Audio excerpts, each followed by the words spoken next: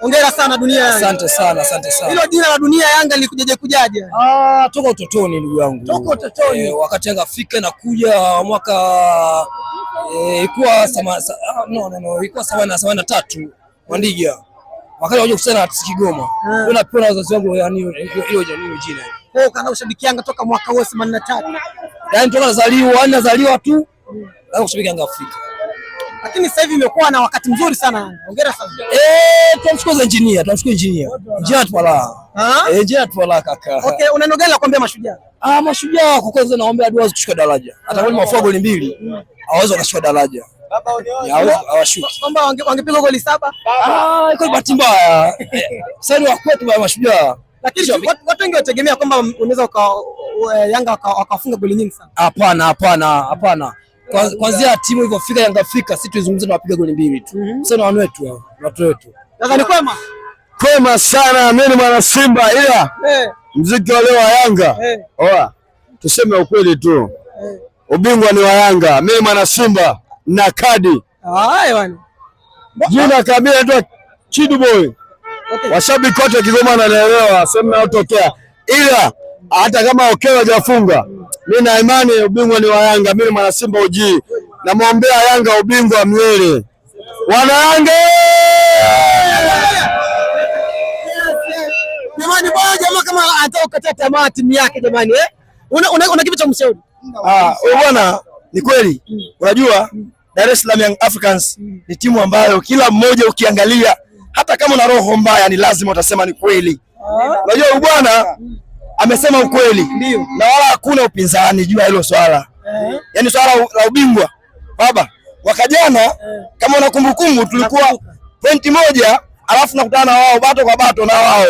Lakini wao walishindwa. Unafikiri labda Azam wataweza?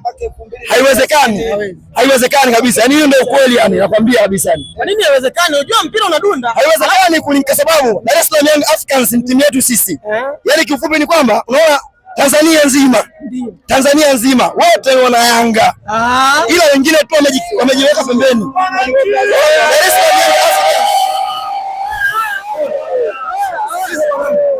Salaam Young Africans ndio timu ambayo ina vikombe vingi, ina makombe mengi, ina wachezaji, ina washabiki wengi. Unaona? Wajinga wote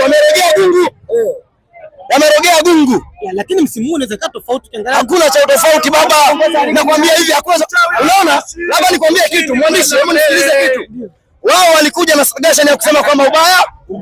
Sasa hiyo ni ya kwetu sisi, sio kwa wao.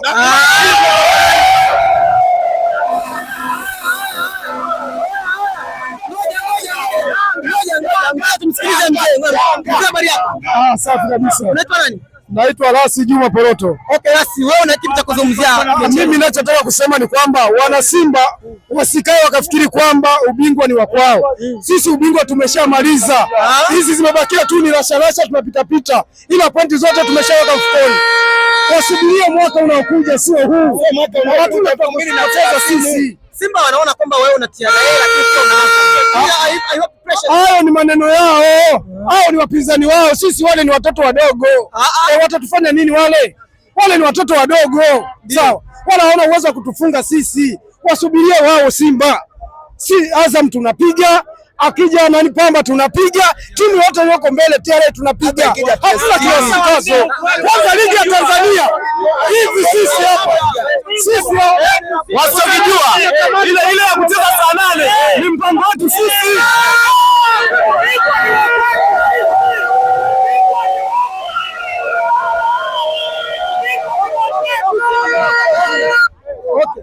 Hilo limekaa sawa kabisa hilo.